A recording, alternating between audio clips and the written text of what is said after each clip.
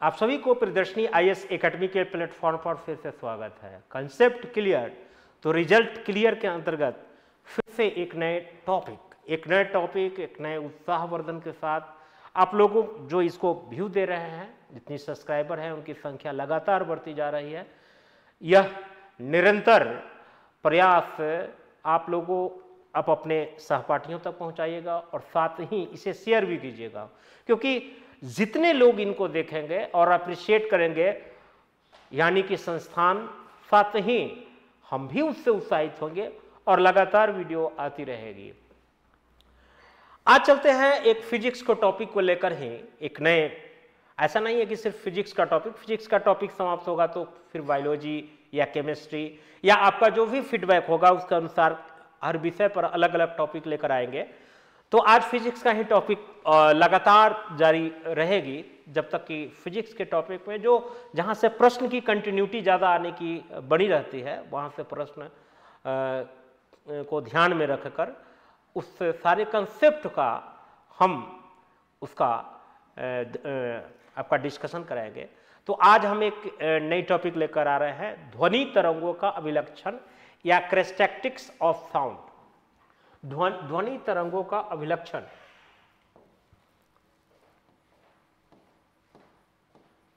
ध्वनि तरंगों का अभिलक्षण या क्रेस्टेक्टिक्स ऑफ साउंड।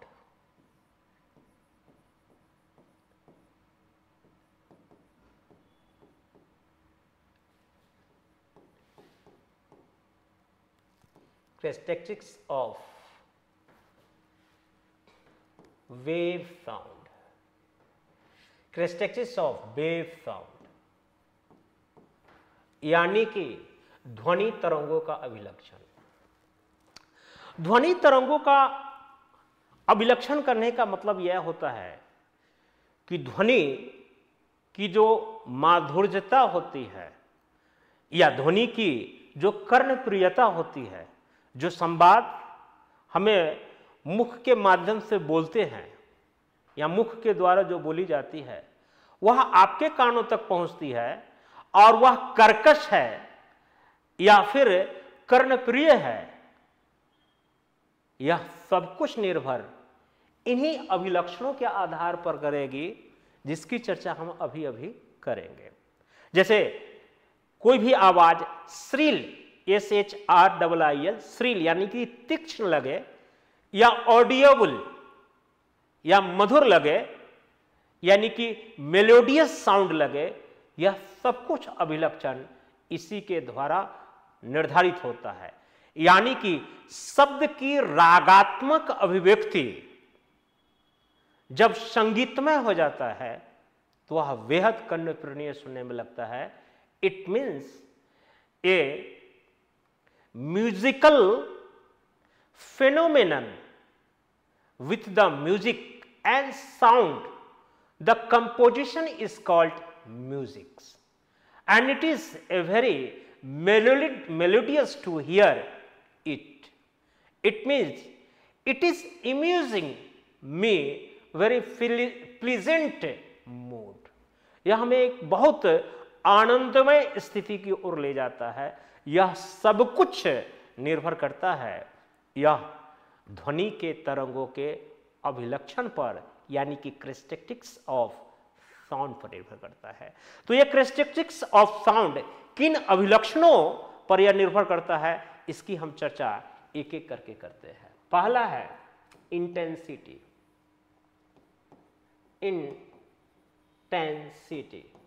इंटेंसिटी का मतलब होता है तीव्रता। इंटेंसिटी का मतलब होता है तीव्रता। बहुत ध्यान से सुनिएगा, फिजिक्स बहुत इसको लोगों ने काफी माने टफ बना दिया है, ऐसी कोई बात नहीं है। Intensity is the characteristics of the sound due to which fills the sound or a loud or a low or a slow. It is a related to amplitude of the sound wave. Hindi में कहेंगे कि तीव्रता ध्वनि का वह अभिलक्षण है जिसके द्वारा हमें किसी ध्वनि की तीव्र या मंद का महसूस कराती है और इसका संबंध ध्वनि तरंग के एम्पलीट्यूड से है, यानी कि आयाम से है। अब एक नया टेक्निकल वर्ड आया है, आयाम यानी कि एम्पलीट्यूड। अब एम्पलीट्यूड को समझना जरूरी है, एम्पलीट्यूड को समझना जरूरी है। एम्पलीट्यूड इट मींस आयाम। मैंने पहले ही बता देता हूं कि वेव जो है, तरंग जो है, एक प्रकार का डिस्टरबेंस है। मेरे एक एक शब्द को जब तक ध्यान से नहीं सुनिएगा, फिजिक्स आपके लिए काफी कष्ट पहुंचाने वाली सब्जेक्ट बन सकती है, ऐसे बहुत आसान है। तो तरंग यानी कि wave is a type of disturbance. Wave एक प्रकार का डिस्टरबेंस है, और डिस्टरबेंस होगा तो इसका जो वेव शो करेगा वह इस टाइप से करेगा, या डिस्टरबेंस होगा। और पता है कि साउंड जो है हमेशा एक मीडियम में ट्रेवल करता है, और वह मीडियम ट्रेवल जो होगा वह एयर में करेगा, यानी कि हवा में करेगा। बिना मीडियम के साउंड ट्रेवल कर ही नहीं सकता है। यही कारण है कि अंतरिक्ष में हम जब दूसरे प्लैनेट पर जाते हैं जहां यहां एयर नहीं है, वहां एक दूसरे से कोई वार्तालाप नहीं कर पाता है, क्योंकि इसका मीडियम ही नहीं है। तो इस कारण से अगर हम इन्होंने बीच से, अगर हम इसके समकक्ष में इस टाइप से लिख देंगे, जो बीच का एक भाग है और इसी के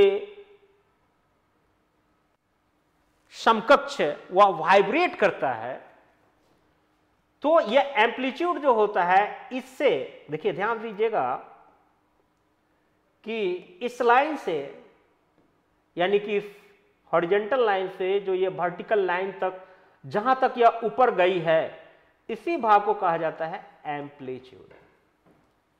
एम्पलीट्यूड, एम्पलीट्यूड ध्यान दीजिएगा, इसी को कहते हैं आयाम, इसको कहते हैं आयाम। और एक चीज और ध्यान दीजिएगा, जब आपने म्यूजिकल इंस्ट्रूमेंट को बजाया होगा तो आपने देखा होगा कि जो डॉल्बी साउंड है या बहुत सारे साउंड में अच्छे म्यूजिकल इंस्ट्रूमेंट या सोनी इरेक्शन का अगर म्यूजिकल इंस्ट्रूमेंट को आपने यूज किया होगा तो उसमें देखते होंगे कि इस प्रकार का वेव जो है वाइब्रेट करता है। जैसे ही हम ट्यूनिंग को बढ़ाते हैं, साउंड की ट्यूनिंग को बढ़ाते हैं या साउंड को तेज करते हैं, तो इसका वाइब्रेशन जो है और भी बढ़ जाता है, ऊपर की ओर बढ़ते चला जाता है। जब हम कम करते हैं तो यह कम हो जाता है। कहने का मतलब यह है कि जैसे ही हम इंटेंसिटी यानी कि तीव्रता को बढ़ाते हैं तो एम्पलीट्यूड बढ़ जाता है। एम्पलीट्यूड का मतलब हमने बताया है अभी तुरंत, एम्पलीट्यूड यही होता है, ये डिस्टेंस को एम्पलीट्यूड कहते हैं। तो जैसे ही हम इंटेंसिटी यानी कि तीव्रता को बढ़ाते हैं, म्यूजिकल इंस्ट्रूमेंट के म्यूजिक की साउंड को बढ़ा देते हैं, यानी कि उसके इंटेंसिटी को बढ़ा देते हैं, तो एम्पलीट्यूड भी बढ़ जाता है। इसलिए हम इसको कहेंगे कि intensity is directly proportional to, यानी कि इससे रिजल्ट से हम कहेंगे intensity is directly proportional to amplitude. Amplitude यानी कि तीव्रता जो है डायरेक्टली प्रोपोर्शनल है आयाम के।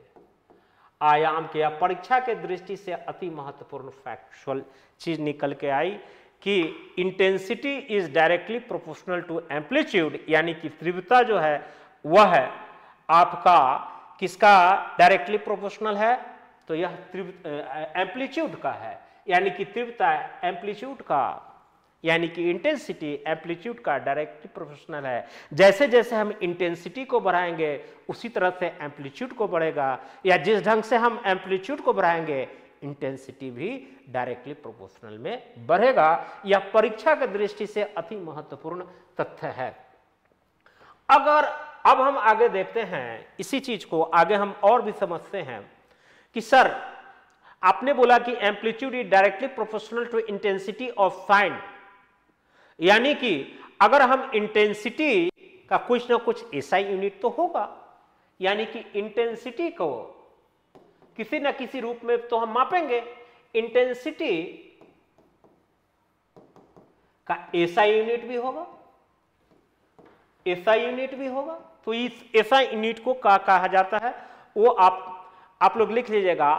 तो इसको कहते हैं माइक्रोवाट पर स्क्वायर मीटर। फिर से सुनिएगा, इसको हिंदी में कहेंगे माइक्रोवाट प्रति वर्ग मीटर।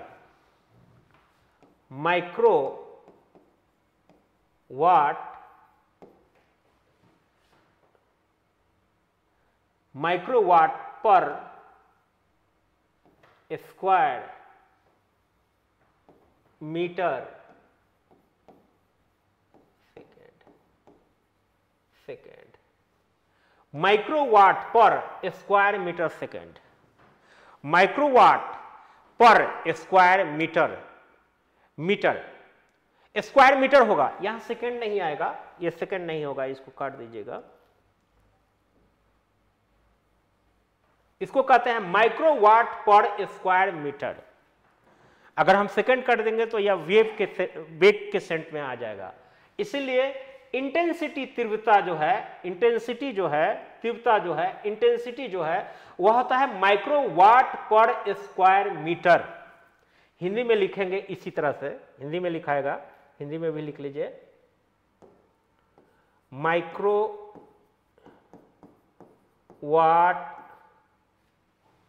प्रति वर्ग मीटर। और एक चीज और ध्यान रखिएगा, यह है इंटेंसिटी की मात्रक, एसआई यूनिट, और इसी को कहा जाता है बेल, बीईएल, बेल। बेल का मतलब हिंदी में भी बेल ही लिखाएगा। और एक चीज और ध्यान रखिएगा, one bel is equal to होता है 10 dB, यानी कि डेसिबल।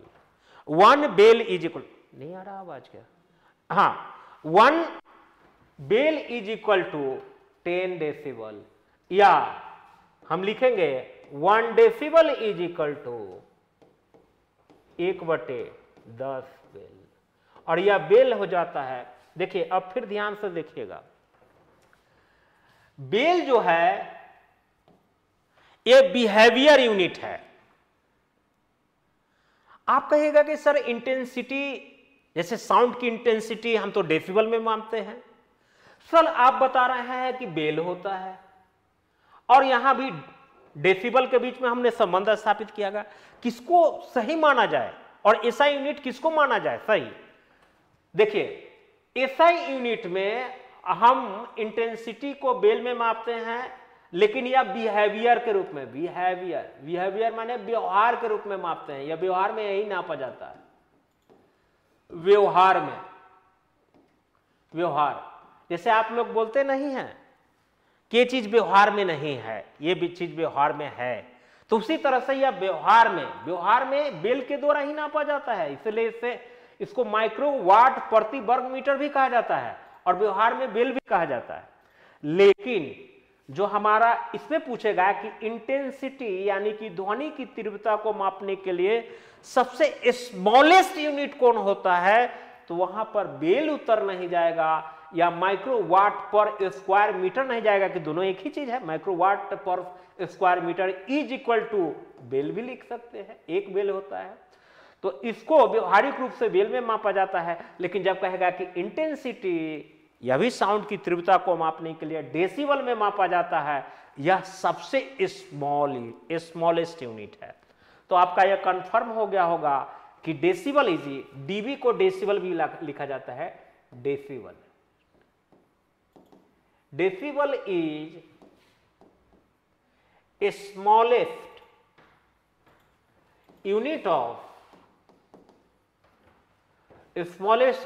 Of intensity.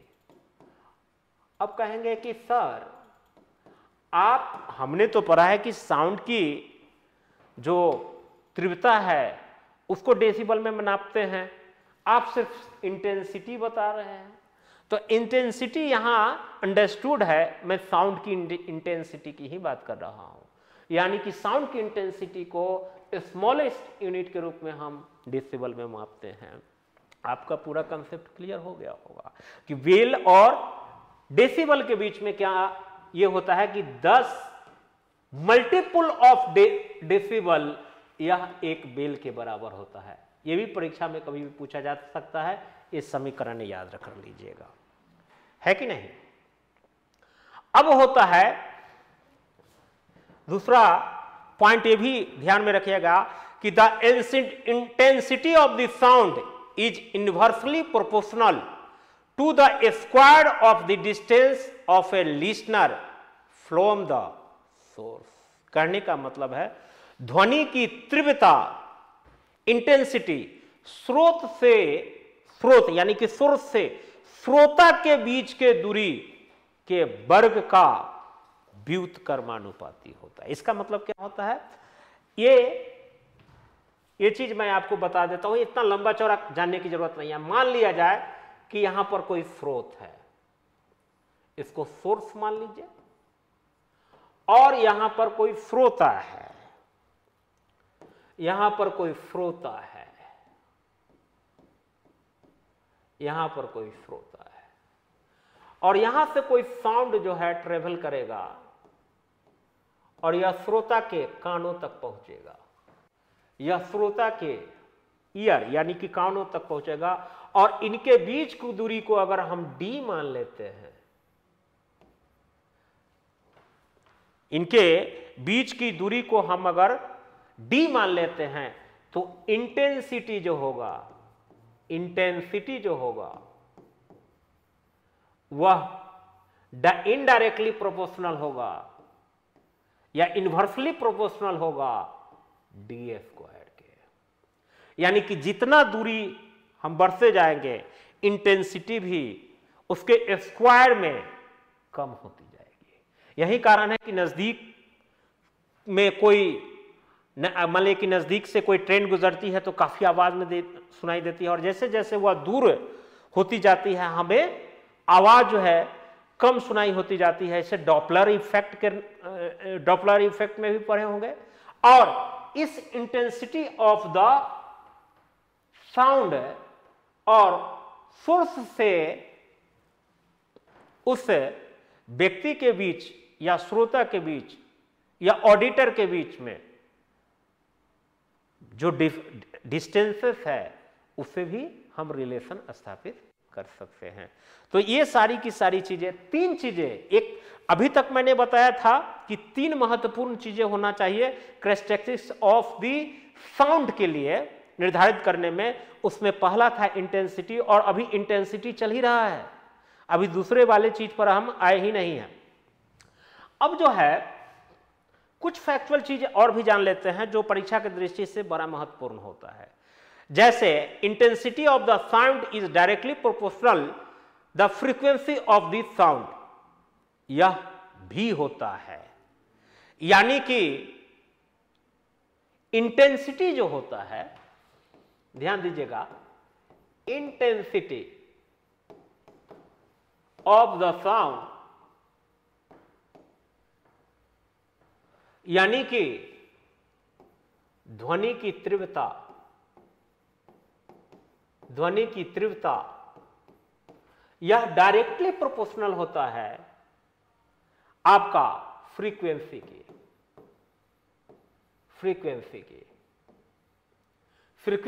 यानी कि तीव्रता की फ्रीक्वेंसी, सॉरी, यह फ्रीक्वेंसी का मतलब यहां आवृत्ति से मतलब है, सॉरी, यहां इसको हिंदी में कहते हैं आवृत्ति। फ्रीक्वेंसी का मतलब यह होता है कि कितने टाइम में वह, एक निश्चित टाइम में कितना बार वह वाइब्रेट करता है, वह दैट इज कॉल्ड फ्रीक्वेंसी, है कि नहीं। जैसे 1 सेकंड में कितना बार वह वाइब्रेट कर रहा है, वह उसका फ्रीक्वेंसी कहता है। और फ्रीक्वेंसी इसका मतलब है कि जितना बार तेजी से फ्रीक्वेंसी करेगा उतना ही ज्यादा उसका क्या होगा, इंटेंसिटी ज्यादा होगा। यानी कि कोई गाड़ी अगर तेजी से आगे बढ़ेगी यानी कि उसकी फ्रीक्वेंसी जो है काफी बढ़ जाएगी, आवृत्ति बढ़ जाएगी। तो इस कारण यह है कि अगर ध्वनि की तीव्रता जो होगी वह डायरेक्टली फ्रीक्वेंसी के बराबर होगा, डायरेक्टली प्रोपोर्शनल टू फ्रीक्वेंसी के बराबर होगा, यानी कि जैसे जैसे ध्वनि की तीव्रता बढ़ेगी फ्रीक्वेंसी भी बढ़ती जाएगी। या हम ये भी लिख सकते हैं कि फ्रीक्वेंसी जो है, फ्रीक्वेंसी को जैसे जैसे हम बढ़ाएंगे, इंटेंसिटी ऑफ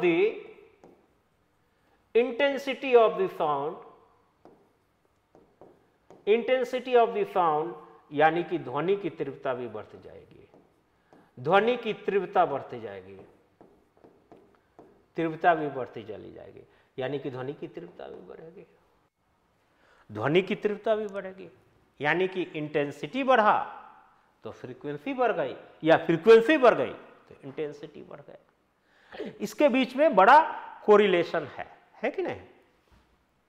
अब आते हैं, मैंने 3-4 चीजें बताई, ये सारा का सारा आपका रिलेशन परीक्षा में ज्यादातर बड़े बड़े एग्जामों में से लेकर छोटे छोटे एग्जामों के बीच में रिलेशंस पूछे जाते हैं। यही रिलेशन का कॉन्सेप्ट क्लियर नहीं होता है तो इनडायरेक्टली होगा कि डायरेक्टली होगा, हम इसी में कंफ्यूज रहते हैं।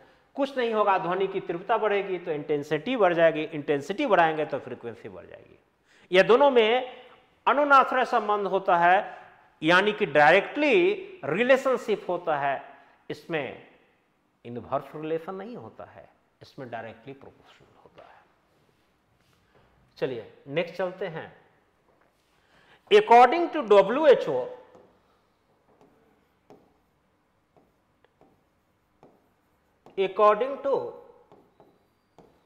WHO, साउंड इंटेंसिटी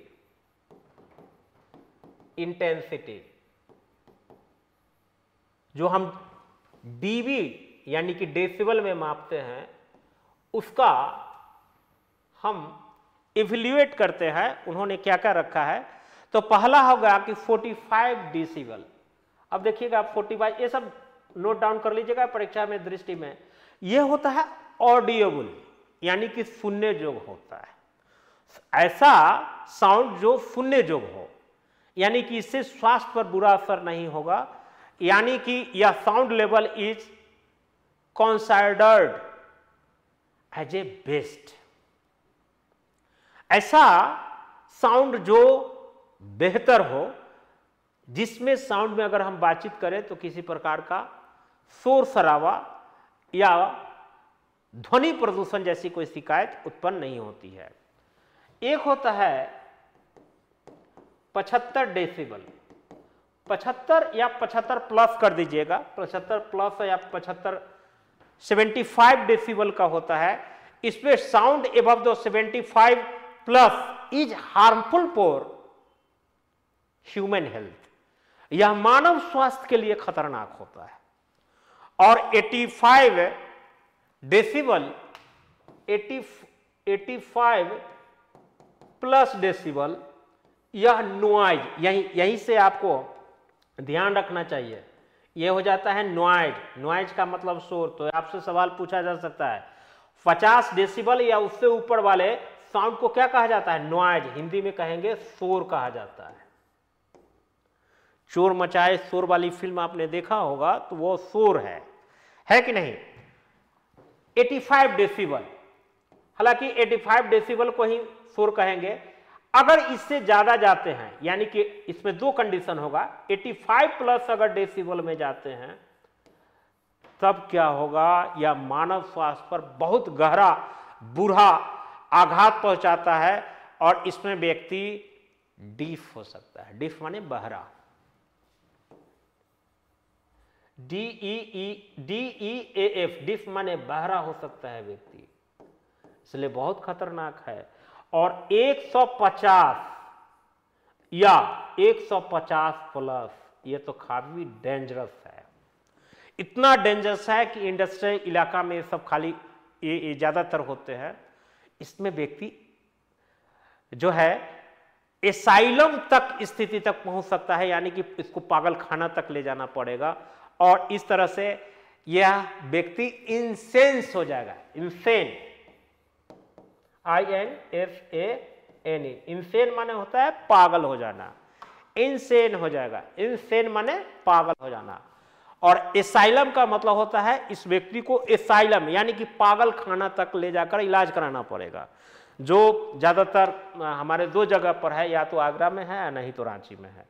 तो साउंड से भी इस ढंग के पॉल्यूशन उत्पन्न हो सकते हैं। इसलिए जो WHO के निर्धारित जो आपका डेसिबल में साउंड दिए गए हैं, इससे यानी कि 85 से अधिक हो जाने पर या 85 हो जाने पर जो नॉइज होता है, उसके बाद यह काफी हार्मफुल होने लगता है, व्यक्ति के मानव स्वास्थ्य पर बुरा असर होता है।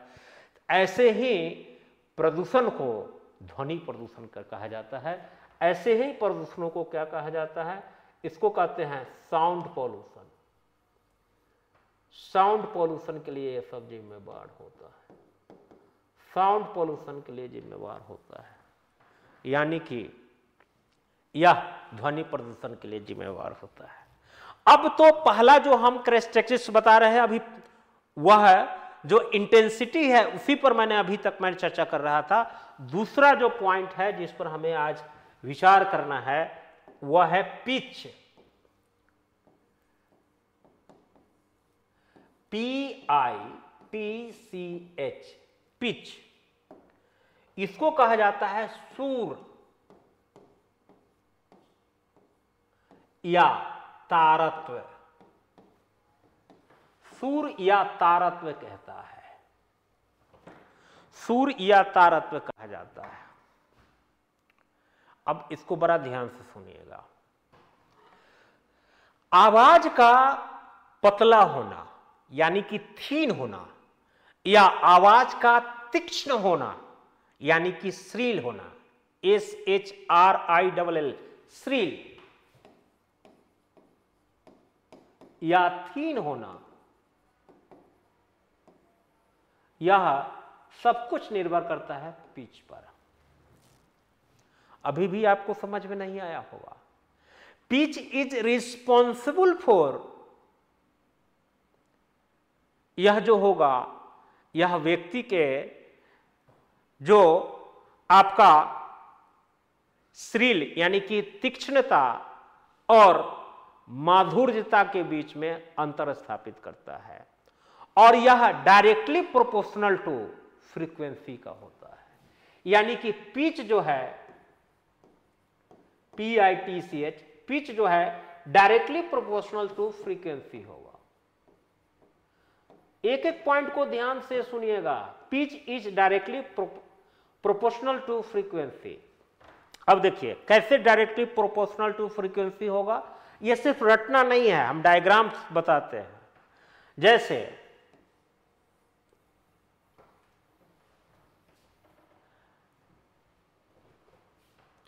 और एक ऐसे होगा। ये जो आप देख रहे हो कि एक स्ट्रिंग और दूसरे गर्त के बीच में काफी गैप्स है। जब गैप्स ज्यादा रहे तो ऐसे को कहा जाता है लोअर पिच वाले। यह क्या कहलाएगा? Lower pitch. यह होगा लोअर पिच, लोअर पिच। और इसी में आवाज जो होता है वह श्रील होता है यानी कि तीक्ष्ण होता है। SHRIL, श्रील होता है यानी कि तीक्ष्ण होता है। जबकि इसको कहते हैं हायर पिच। इसको कहते हैं, इस ढंग का अगर डायग्राम बन रहा हो इसे कहते हैं हाई पिच, और इसमें आवाज जो होती है सुरीला होता है। इसमें आवाज जो होता है पतला और सुरीला होता है, यानी कि साउंड जो होगा वह थीन होगा यानी कि पतला होगा, और मधुर होगा, मेलोडियस होगा, मेलोडियस होगा, मेलोडियस होगा यानी कि कर्णप्रिय होगा। यह केस दो केस को लेकर देखते हैं, एक होता है बॉय के केस में और एक गर्ल्स के केस में। लड़कियों की आवाज पतली और मधुर इसी कारण से होता है कि उसमें हायर पिच होता है, यानी कि देखिए कि बहुत ज्यादा फ्रीक्वेंसी बहुत ज्यादा है, यह फ्रीक्वेंसी बहुत ज्यादा है। आवृत्तियां बहुत ज्यादा है, यानी कि हाई पिच होता है, उनकी आवाज बहुत मधुर होते हैं, सुरीला होते हैं और पतली होती है। जबकि जिनकी आवाज भारीपन लिए हुए हो, है कि नहीं, उसके में लोअर पिच होता है, यानी कि श्रील हो। तो इस प्रकार के, इसलिए देखते होंगे कि खासकर महिलाओं या लड़कियों की आवाज बहुत सुरीली होती है बनिस्पत की पुरुष के। इसके पीछे कारण है यही हायर पिच और लोअर पिच। लोअर पिच लड़कों में पाया जाता है और हायर पिच जो है लड़कियों में या खासकर महिलाओं में पाई जाती है, जिसके कारण आवाज में माधुरता, मिठास आती है, जबकि लड़कों में वही तीक्ष्णा यानी कि श्रील के लिए रिस्पॉन्सिबल होता है। एक उदाहरण तो इससे भी समझ गए हैं। दूसरा उदाहरण हम यहां से एक और उदाहरण लेते हैं और समझना बड़ी आसान हो जाएगा। अब हम दूसरा उदाहरण लेके देखते हैं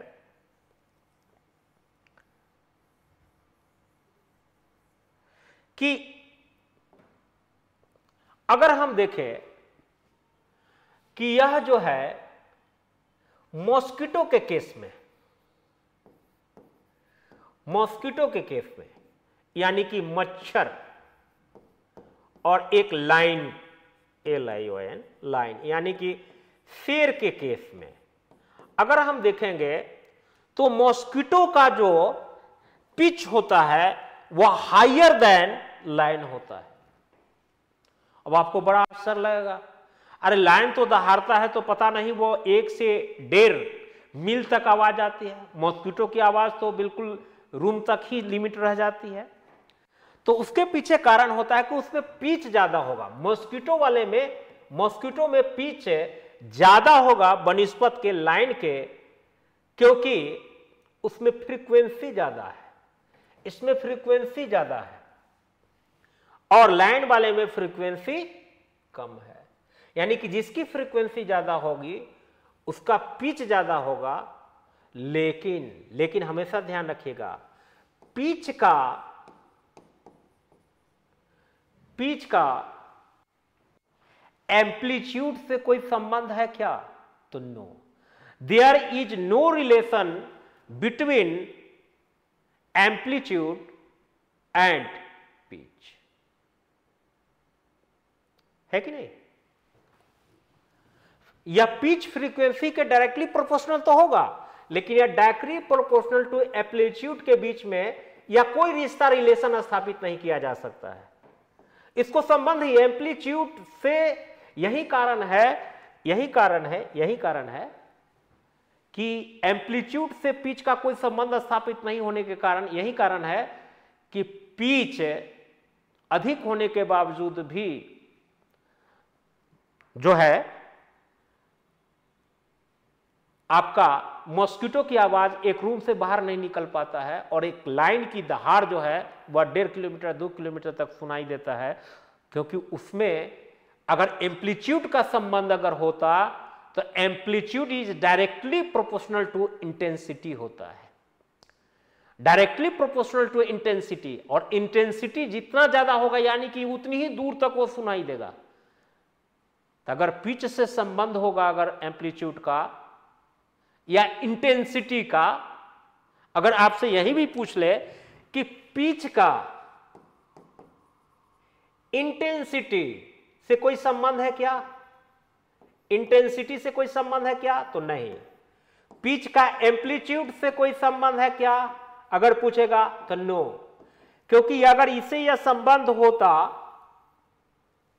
तो अगर पिच का संबंध अगर एम्पलीट्यूड या इंटेंसिटी से होता तो बाघ की आवाज जो है, मैंने ये बाघ की तुलना या शेर की तुलना में हमें इसका बहुत दूर तक सुनाई देना चाहिए था आवाज मॉस्किटो का, लेकिन सुनाई नहीं देता है क्योंकि intensity is directly proportional to amplitude या amplitude directly proportional to intensity, but pitch is maximum in mosquito relative to line because pitch has no relation between amplitude and intensity.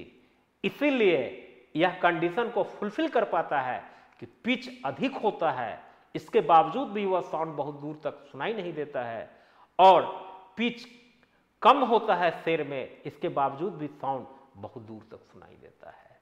इसलिए पिच का कोई भी संबंध नहीं है, अंतर संबंध नहीं है। There is no relation between pitch and amplitude and pitch and intensity.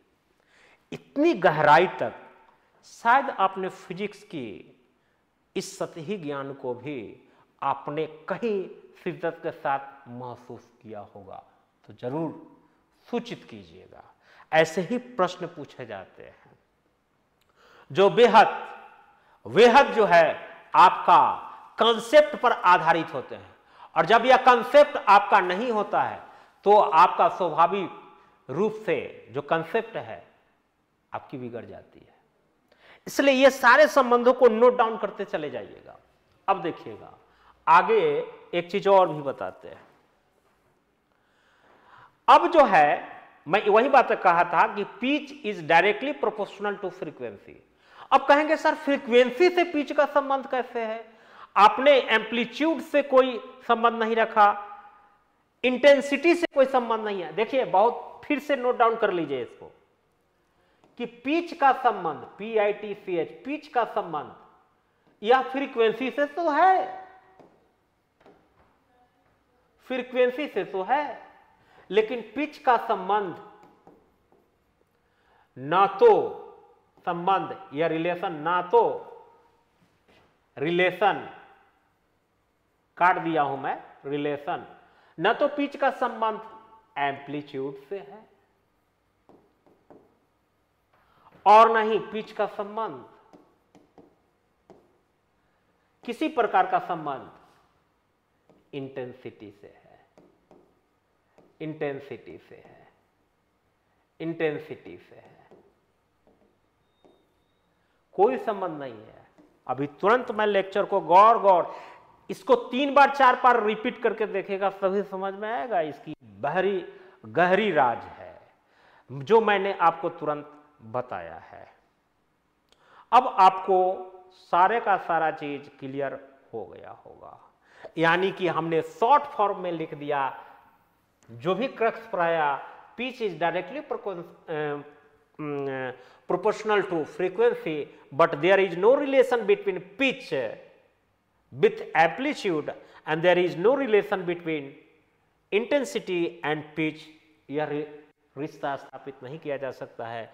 इसके पीछे कारण है कि एम्पलीट्यूड इंटेंसिटी को बढ़ाता है, इंटेंसिटी एम्पलीट्यूड को बढ़ाता है, और यह पिच का इसके इंटेंसिटी से या एम्पलीट्यूड से कोई संबंध नहीं है, लेकिन फ्रीक्वेंसी का संबंध है, क्योंकि फ्रीक्वेंसी का मतलब है उस नियत अंतराल में उस एक्टिविटीज को दोहराना, जितने बार दोहराएगी। तो यही कारण है कि मॉस्किटो उस चीज को बाघ की तुलना में इंटेंसिटी ज्यादा दोहरा देती है, इसलिए मॉस्किटो का फ्रीक्वेंसी ज्यादा होता है, फ्रीक्वेंसी ज्यादा होता है, उसको दोहराता है उस चीज को, यानी कि फ्रीक्वेंसी ज्यादा होता है। जितना बड़ा ज्यादा फ्रीक्वेंसी मॉस्किटो को होता है उतना लाइन का नहीं होता है, इसलिए pitch is directly proportional to frequency. लेकिन फ्रीक्वेंसी किसका कम होगा? लाइन का बनिस्पत की मॉस्किटो का। तो आपका ये भी क्लियर हो जाएगा, पिच का वही संबंध होगा जो फ्रीक्वेंसी से होगा। कई बार एग्जामिनर पिच ना पूछ के कहेगा कि फ्रीक्वेंसी मॉस्किटो और लाइन में किसका ज्यादा है, तो फ्रीक्वेंसी जो है मॉस्किटो का ज्यादा है लाइन की तुलना में, लेकिन इंटेंसिटी जो है ज्यादा है लाइन में मॉस्किटो की तुलना में, है कि नहीं? एम्पलीट्यूड किस में ज्यादा है? तो एम्पलीट्यूड लाइन में ज्यादा है, किसकी तुलना में? मॉस्किटो की तुलना में। ये सब आपको कंसेप्ट क्लियर हो गया होगा, आज के बाद से आपको कोई दिक्कत नहीं होगा। तीसरा पॉइंट हम लिखाने जा रहे हैं, और तीसरा पॉइंट जो हम डिस्कशन कराएंगे वह है क्वालिटी, क्वालिटी ऑफ साउंड। कई बार देखते होंगे कि आप जब अच्छे म्यूजिकल इंस्ट्रूमेंट को बजाते हैं, जैसे सोनी इरिक्शन हो गया, या आप डॉल्बी साउंड कई बार सिनेमा हॉल में गए होंगे तो बहुत अच्छे सिनेमा हॉल में आप जाते हैं जिनके बहुत ज़्यादा प्राइस होते हैं, उसमें वह प्राइस जो पैसा लेता है वह डॉल्बी साउंड के ऊपर ही लेता है। डॉल्बी साउंड माने उसका जो हर चीज़ का म्यूजिकल जो होता है वह बहुत अच्छे चीज़ें से स्पष्ट रूप से सुनाई देता है। हर चीज़ की अलग अलग वह फ्रीक्वेंसी फॉर साउंड को उपलब्ध कराता है, तो उसको डॉल्बी साउंड के रूप में जानते हैं। खैर उसमें हमें बहुत जानना नहीं है।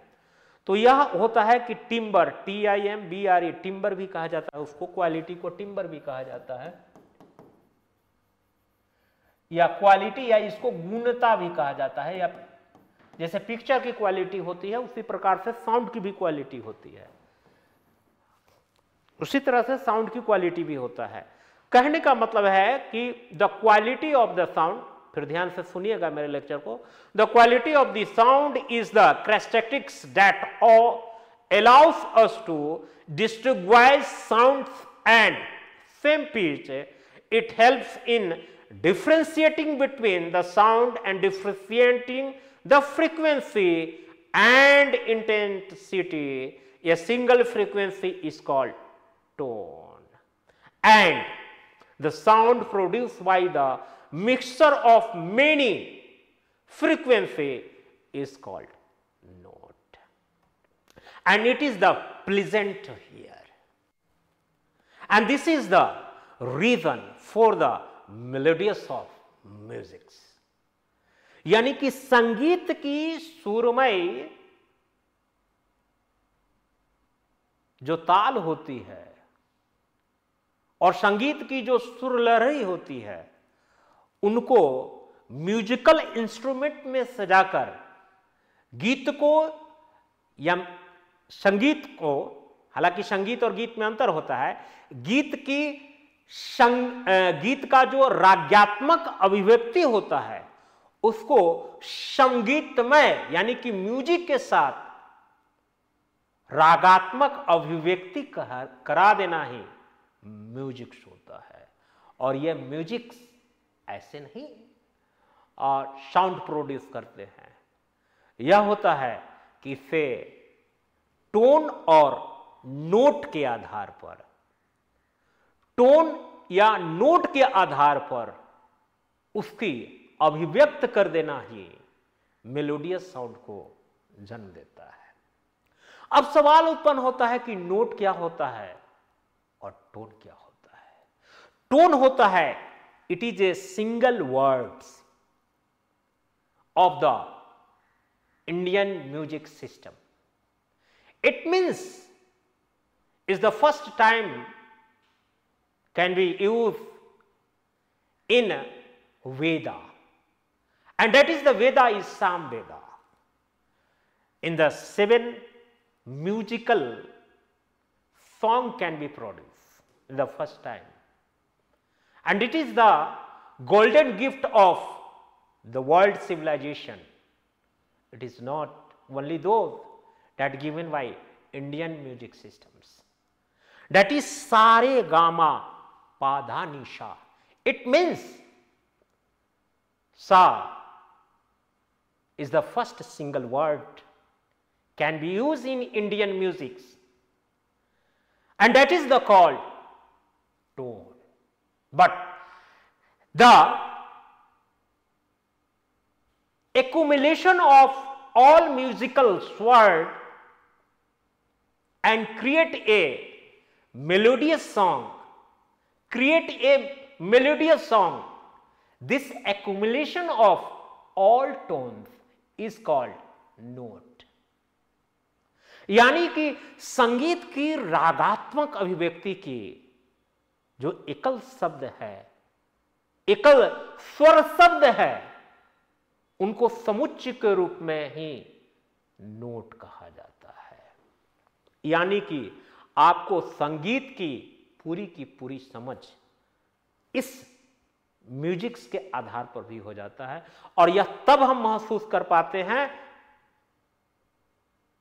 जबकि उसका वह क्वालिटी होता है, वह म्यूजिक्स का क्वालिटी होता है। तभी हम किसी की आवाज को सुनकर हम कह देते हैं कि यह आवाज किसी व्यक्ति की है, या फिर व्यक्ति में भी किस व्यक्ति का है, या किस गायक का है, या किस महिला गायक कलाकार की है, या फिर किस महिला गायक ने उसे अपने स्वरों से संभारा है, संचरित किया है, उसे ध्वनि ऊर्जा के रूप में संचरित किया है। It is the musical compose by the instrument, not only those the musician, but it is the voice of this particular singer. तो यह हम कैसे जान पाएंगे कि सर कई बार ऐसा भी तो हो सकता है कि उसमें आपका जो है फ्रीक्वेंसी और आपका जो है इंटेंसिटी, फ्रीक्वेंसी और इंटेंसिटी, दो शब्द मैंने लिखा रहा हूं, फ्रीक्वेंसी और इंटेंसिटी।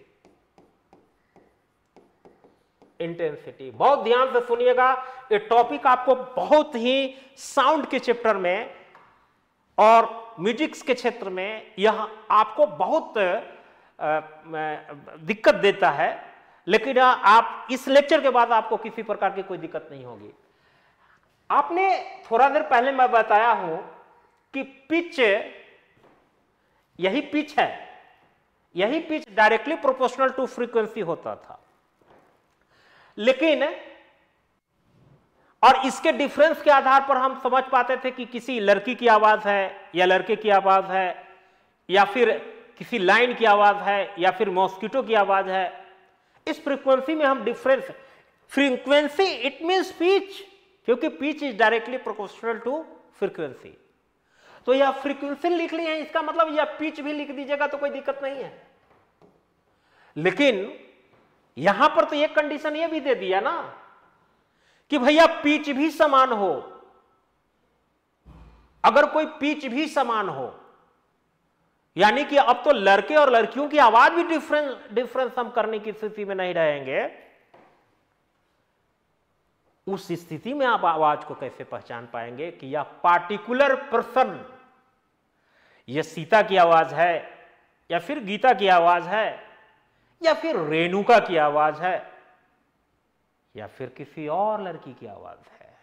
इसमें आप डिफरेंशिएट किया करेंगे। उस समय तो डिफरेंशिएट पिच के आधार पर कर लेते थे कि यह पुरुष की आवाज है, या महिला की आवाज है, या किसी लड़की की आवाज है। लेकिन जब यहां पर फ्रीक्वेंसी भी सेम रहे, इंटेंसिटी भी सेम रहे, तब वह आप पार्टिकुलराइज्ड कैसे करवाते हैं। आपको एक सबसे अच्छा उदाहरण देता हूं कि आपके कई महिला मित्र भी होंगे, या पुरुष के कई बार पुरुष महिला, किसी महिला की पुरुष मित्र होंगे। यह कोई नई बात नहीं है, ये बहुत सामान्य सी बातें हैं आज के डेट में।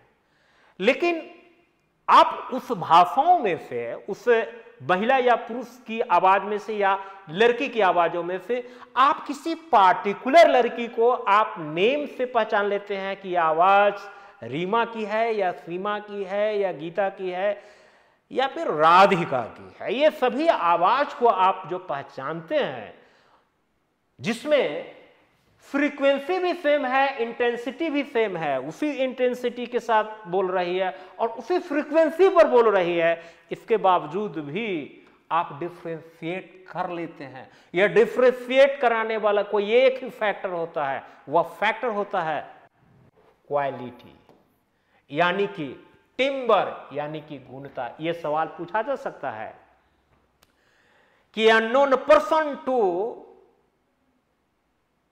talk with you, a telephonic talk, but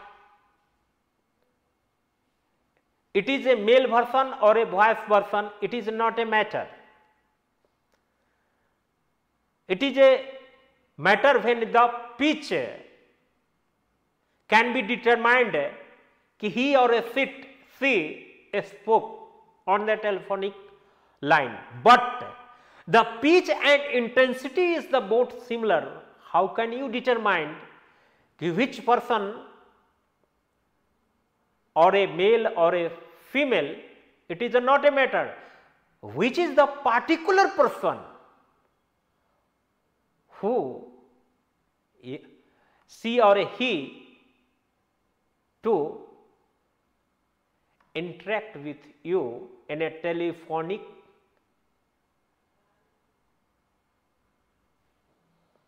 gossip, यानी कि टेलीफोन पर की गई वार्तालाप में यह पता है कि वह पुरुष और महिला का आवाज है, यह सवाल ही उत्पन्न नहीं होता है। सवाल तो यह उत्पन्न होता है कि उस पुरुष या महिला में से कौन पार्टिकुलर व्यक्ति है, राम है, घनश्याम है, या फिर लड़कियों में राधिका है, या फिर गीता है, या सीता है, या श्यामा है।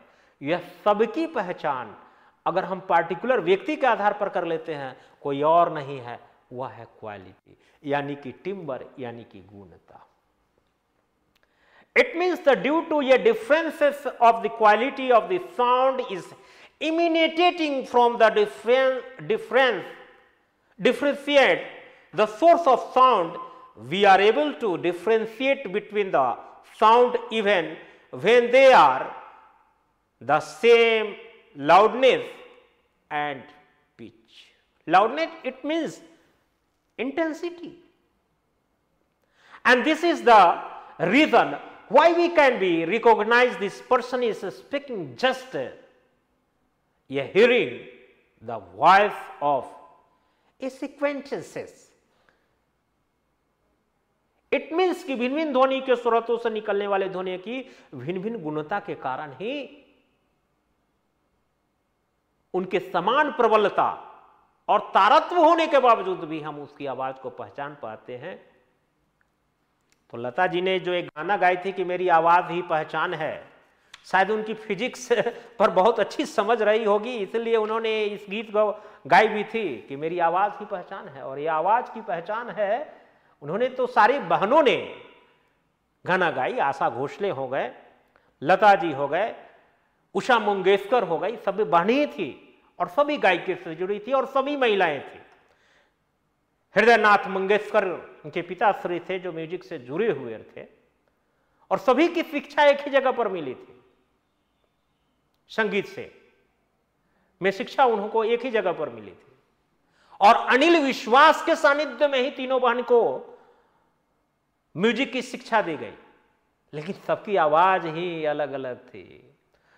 यानी कि जिनकी आवाज में भारीपन था, जिनकी आवाज में ओज था, वो आशा भोसले बनी, और जिनके आवाजों में माधुर्य था, जिसे रसास्वादन आज भी हम संगीत का करते हैं तो हम दूसरी दुनिया में खो जाते हैं। वह म्यूजिकल जो स्वर लहरी होती है, उसकी जो असीम ऊंचाई है, उसका हम रसोस्वादन कर पाते हैं। यह तो ईश्वरीय यात्रा है। संगीत की यात्रा जो है, हम भले ही आज हम स्थूल संगीत सुनते हैं, इसका कोई महत्व नहीं है, इस पर थिरकन आ सकती है, लेकिन जिस म्यूजिक को सुनकर आत्मा पवित्र होता हो, डिवाइन होता होगा, वह आवाज कहीं मिलेगी नहीं। वो लता जी की आवाज में ही मिलता था।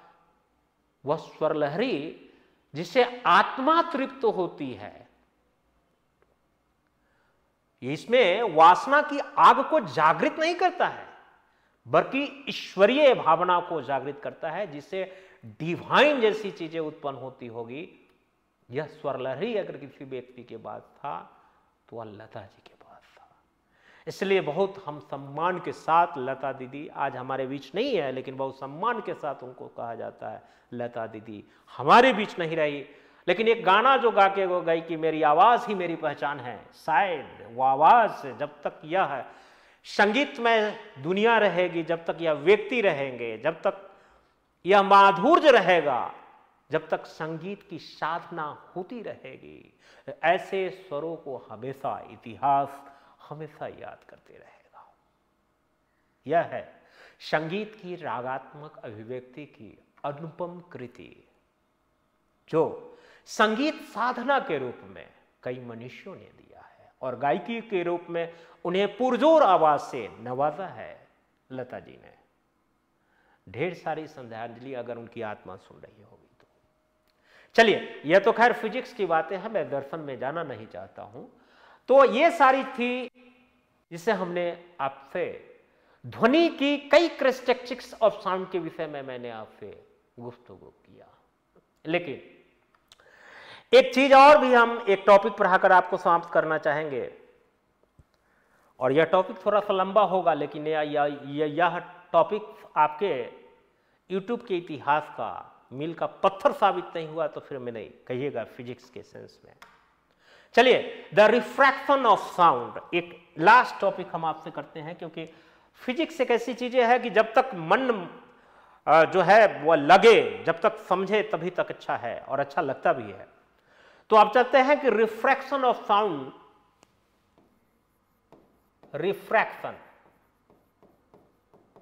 रिफ्रैक्शन ऑफ साउंड यानी कि ध्वनि का अपवर्तन, यानी कि ध्वनि का अपवर्तन, ध्वनि का अपवर्तन। देखिए, दो चीजें होती है, एक होता है रिफ्लेक्शन और एक होता है रिफ्रैक्शन। एक होता है रिफ्रैक्शन का मतलब अपवर्तन और रिफ्लेक्शन का मतलब होता है परावर्तन। तो एक मैं छोटा सा टॉपिक लूंगा, ध्यान से, बहुत लोगों को कंफ्यूजन होगा कि जब लाइट जो है एक माध्यम से आया और दूसरी माध्यम में उसी माध्यम में लौट गया, एक एंगल बनाकर, या देखते होंगे आई होगा, ये आर है, उस पर मैं नहीं जाना चाहता हूं, फिर उस पर टॉपिक पर आएंगे। तो उसी मीडियम में एक लौट गया, उसी को कहते हैं परावर्तन हो गया, यानी कि रिफ्लेक्शन हो गया।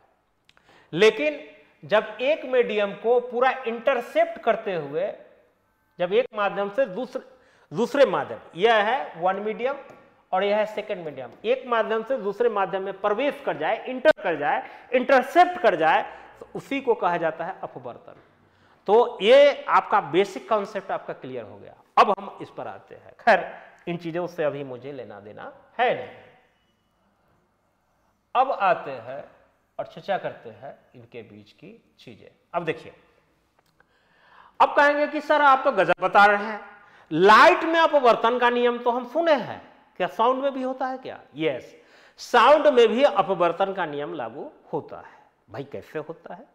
तो इस चीज को हम समझने का बड़ा अच्छा हम देखते हैं, एक पिक्चर बनाते हैं कि कैसे अपवर्तन का नियम होगा। परीक्षा में कई बार सवाल आता है, और कई बार आईएएस के सवाल में भी आए, यूपीएससी के सवाल में आए, और कंसेप्चुअल क्वेश्चन है। इसमें उन्होंने बड़ा कई ढंगों से सवाल पूछा है। एक सवाल पूछा है कि बरसात के दिनों में, रात के दिनों में जब शांत मौसम होता है तो रेल की आवाज़ जो है बहुत दूर तक सुनाई देती है, लेकिन यही दिन के समय में बहुत दूर तक आवाज़ सुनाई नहीं देती। इसके पीछे कारण क्या है? बहुत सारे ऑप्शन दे देंगे। अगर कंसेप्ट नहीं रहेगा फिर आप अंदाज से कुछ करके आएंगे और वो फंसा लेगा ये होगा, अगर आपको कंसेप्ट नहीं रहेगा। दूसरी सवाल जो उत्पन्न होता है कि भाई आप ये बताइए कि दिन के समय जो है आपको किसी व्यक्ति द्वारा दी गई आवाज़ बहुत दूर तक नहीं जाती है, लेकिन वही रात में जब वो आवाज़ करता है तो बहुत दूर तक सुनाई देती है। कुछ लोग मानेंगे कि रात के मौसम में लोग शांत रहते हैं, कोलाहल नहीं होते रहता है, इसलिए बहुत दूर तक सुनाई देता है। हाँ, एक छोटा मोटा ये कारण होगा, लेकिन प्रमुख कारण नहीं है। फिजिक्स की दृष्टि से वह प्रमुख कारण नहीं है, तो उस चीज़ की भी हम चर्चा करेंगे। तो इसके पीछे कारण क्या होता है? तो वही अपवर्तन का नियम लगेगा, यानी कि रिफ्रैक्शन ऑफ लॉ यहाँ भी लागू होगा, लेकिन यह लाइट के लिए नहीं लगेगा बल्कि यह साउंड के लिए लगेगा। तो साउंड में भी लगता है अपवर्तन का नियम। कैसे लगता है? तो हम एक पिक्चर बनाते हैं, पिक्चर के माध्यम से पूरी बात क्लियर हो जाएगी फिजिक्स में। दिन के समय में देखते होंगे बेटा कि जब हम देखते होंगे कि यह मान लें कि अर्थ सरफेस है, और अर्थ सरफेस पर देखते होंगे, आपने ज्योग्राफी में पढ़ा होगा कि उसका जो ऊपरी कण होता है, जो अर्थ सरफेस होता है, उस पर बालू के कण, ये उसमें छोटे छोटे जो कंकर पत्थर ये सब चार चीज़ों से बना होता है, मिट्टी भी होता है, बालू के कण भी होते हैं। इस कारण से क्या होता होगा कि जब सूर्य की किरण दिन में, मान लीजिए कि यह सूर्य है, मान लिया कि यह सूर्य है, देखिए कि सूर्य की किरण है, यह आना शुरू किया और ये जब ये धरातल पर पड़ेगी, पृथ्वी के धरातल पर पड़ेगी, तो ऊपर का लेयर तुरंत गर्म हो जाता है। तुरंत लेयर गर्म क्यों होगा भाई? तो आप जानते होंगे कि बालू जो है या सेंट जो है तुरंत गर्म होती है और तुरंत ठंडा होती है। तो धूप जो ये आती है, रे आती है विकिरण के माध्यम से, रेडिएशन के माध्यम से, यह ऊपरी परत को बहुत तेजी से गर्म कर देता है। इस ऊपरी परत के गर्म होने के कारण इसके संपर्क में रहने वाला क्या हो जाता है, तेजी से ये भी गर्म हो जाता है, क्योंकि जो इसके संपर्क में रहेगा वह हवा तेजी से क्या होगा, गर्म होगा। और गर्म हवा हमेशा जो होता है वह रेयर होता है, रेयर, RARE, रेयर माने होता है विरल। विरल का मतलब होगा कि कम डेंस होगा, डेंसिटी कम होगा, ये आप अंडरस्टूड कीजिए। और जो पृथ्वी की सतह से ऊपर होगा वह बनिस्पत जो होगा वह ज्यादा क्या होगा, घना होगा। यह बनिस्पत क्या होगा, घना होगा, यह घना होगा। यह सूर्य बहुत दूर है, मत समझिएगा कि नजदीक में है, मैं पृथ्वी की सतह की बात कर रहा हूं। तो यह बनिस्पत क्या होगा, घना होगा, यानी कि डेंस होगा, यानी कि यह डेंस होगा, डेंस होगा। अब देखिए, अब ध्यान से देखिएगा कि मान लिया जाए कि यहां पर एक व्यक्ति है, श्रोता है, एक श्रोता है, या ये आवाज करने वाला व्यक्ति है, ये आवाज करता है, आवाज लगाता है। मान लीजिए कि यह आवाज लगाया और यह व्यक्ति ऐसा आवाज लगाया, सोर्स है, या यहां पर कोई सोर्स है, मान लीजिए कि यहां पर सोर्स है, सोर्स है। तो इस स्रोत से जो आवाज निकलता है, तो यह स्रोत से आवाज निकलेगा और आपका ये परपेंडिकुलर लाइन है। यहां पर क्या होगा, इससे स्रोत से जो हम ऊपर की ओर जो डालते हैं वह होता है परपेंडिकुलर लाइन, यानी कि लंबवत, लंबवत रेखा या perpendicular line, perpendicular line, perpendicular line है। अब मान लिया जाए कि स्रोत से कोई आवाज होगा, तो जब कोई सघन माध्यम से, सघन माध्यम, विरल माध्यम, ये तो विरल माध्यम है, यानी कि रेयरर वाली बात है, तो रेयरर भाग से या सोर्स से जो साउंड उत्पन्न होगा, साउंड यहीं से, सोर्स से साउंड उत्पन्न होगा, क्योंकि पृथ्वी के धरातल से ही साउंड उत्पन्न होगा ना, साउंड उत्पन्न होगा, वह जैसी इस विरल माध्यम से, रेयर माध्यम से डेंसर की ओर जाएगा। तो यहां पर ध्यान दीजिएगा, यहां पर हमेशा ध्यान दीजिएगा, यह दूसरा कलर से देखता हूं, तो यह अविलंब की ओर मुड़ जाती है, यह अविलंब की ओर मुड़ जाती है, इधर अविलंब की ओर मुड़ जाती है, इधर अविलंब की ओर मुड़ जाती है, यहां अविलंब की ओर मुड़ जाती है।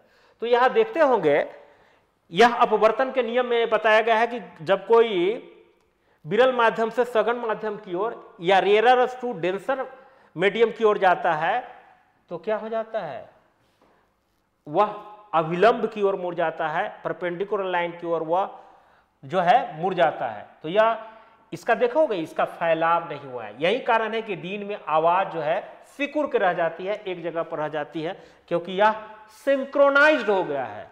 लेकिन जब हम देखेंगे कि यही नाइट के समय में, नाइट के समय में क्या होगा, ये डे का स्थिति है, दिन का स्थिति है, ये डेज लिखा हुआ है, और यहां मैं मिटा देता हूं, नहीं तो कंफ्यूज कर जाइएगा। ये डेज का स्थिति है, यह डेज का स्थिति है। नाइट में क्या होगा, जस्ट ऑपोजिट होगा। यहां पर देखिएगा, नाइट का जस्ट ऑपोजिट होगा, यानी कि रात में होगा वह जस्ट ऑपोजिट हो जाएगा। रात में देखिएगा कि बालू के कण हमेशा तुरंत गर्म और तुरंत ठंडा हो जाता है। यह बालू के कण में देखिएगा तुरंत गर्म और तुरंत ठंडा, चूंकि ऊपर वाली सतह बालू के लेयर से बनी हुई है, तो इस कारण से यह कण जो है तेजी से ठंडा होकर क्या हो जाता है, यहां पर डेंस बना देगा, यहां डेंस घना हो जाएगा। क्योंकि हमने आपको बताया है कि डेंस वाला क्या होगा, डेंस वाला जो होगा वह ठंडी हवा होगा, या कोल्ड वाला जो हवा होगा यहां कोल्ड होगा, यह कोल्ड वाली जो भाग है और यह हॉट वाली होगी, वो हॉट वाली विरल होगी और यह कोल्ड वाली क्या होगी, ज्यादा डेंसर होगा, डेंसर, ये डेंसर होगा, ये डेंसर यानी कि घना होगा। और ऊपर वाली जो होगी यह इसकी तुलना में क्या होगा, रेयर होगा, इसकी तुलना में, यानी कि यह हॉट ही रह जाएगा, यानी कि यह रेयर में रहेगा। रेयर का मतलब है कम घना या घना नहीं रहेगा, विरल रहेगा। अब जो है यह कोई यहां पर स्रोत है, यहां पर कोई स्रोत है, मान लीजिए कि यह स्रोत है और इस स्रोत से कोई अगर आवाज करेगा तो यह ऐसे जाएगा, ऐसे जाएगा और विरल के रूप में क्या हो जाएगा, विरल के रूप में यह ऐसे फैल जाएगा, ऐसे फैल जाएगा, क्योंकि यह अभिलंब, मान लीजिए कि यह अभिलंब मान लेते हैं, यह अभिलंब है, परपेंडिकुलर है, अभिलंब क्यों होगा, अभिलंब यानी कि परपेंडिकुलर, पेंडिकुलर, परपेंडिकुलर, यानी कि यह सघन माध्यम से विरल माध्यम की ओर जाएगी, सघन माध्यम से विरल माध्यम की ओर, तो अभिलंब से दूर भागेगी, तो यह अभिलंब से दूर भाग जाएगी, अभिलंब से दूर भाग जाएगी, अभिलंब से दूर भाग जाएगी, अभिलंब से दूर भाग जाएगी, अभिलंब से दूर भाग जाएगी, यानी कि एक्सपेंशन ऑफ द साउंड यह हो रहा है किसमें, नाइट के समय में एक्सपेंशन हो जा रहा है। यही कारण है कि रात के समय में बहुत दूर तक आवाज सुनाई देती है कि नहीं। तो अब आपका कंसेप्ट पूरा का पूरा क्लियर हो गया होगा कि क्यों यह रात के समय जो है आवाज जो है बहुत दूर तक सुनाई देती है। इसके लिए क्या रटने की आवश्यकता है, लिखाने की आवश्यकता है कि नहीं। ये सारे के सारे चीजें आप लोगों ने पढ़ लिया होगा, है कि नहीं। आज यह लेक्चर यहीं पर समाप्त कर रहा हूं क्योंकि यह काफी लंबा वीडियो हो जाएगा और इस वीडियो के माध्यम से आपका इसमें माने प्रश्न आने की पूरी संभावना रही थी। यहां तो आईएएस का सवाल पूछा गया है, यूपीएससी के सवाल पूछे गए और ऐसा क्यों होता है, इस घटना, इस पिक्चर के माध्यम से आपका पूरा स्पष्ट क्लियर हो जाएगा। आज के बाद रटने की आवश्यकता नहीं पड़ेगी, नहीं, यानी कि या तो ध्येय वाक्य ही है कि कंसेप्ट क्लियर तो रिजल्ट क्लियर, यानी कि रिजल्ट आपका क्लियर हो जाएगा। आपने अगर सही ढंग से इसका अगर अध्ययन कर लिया तो आपको किसी भी प्रकार की कोई दिक्कत नहीं होगी। तो फिर से आज का लेक्चर सिर्फ इतना ही, फिर एक नए टॉपिक के साथ लेकर आएंगे और आप फीडबैक देते रहेंगे। और दूसरी नंबर बात कि आप इनको बहुत से बहुत लोगों में शेयर कीजिए, क्योंकि आपको यह वीडियो पता चल गया होगा कि यह हमारे बहुत काम का भी है, परीक्षा की दृष्टि से भी है। चाहे किसी भी परीक्षा का अगर हम देने जा रहे हैं तो यह कंसेप्ट क्लियर करने जा रहा है, यानी कि कंसेप्ट क्लियर तो रिजल्ट क्लियर के अंतर्गत यह श्रृंखला लगातार जारी है। और आप इसको ज्यादा से ज्यादा जितने लोगों तक शेयर कराएंगे हम उतना ही उत्साहवर्धक होंगे, आपके समकक्ष उतना ही बेहद उत्साह के साथ जुड़ेंगे, संस्थान उनको भी उत्साह आएगा, उत्साहवर्धन होता रहेगा।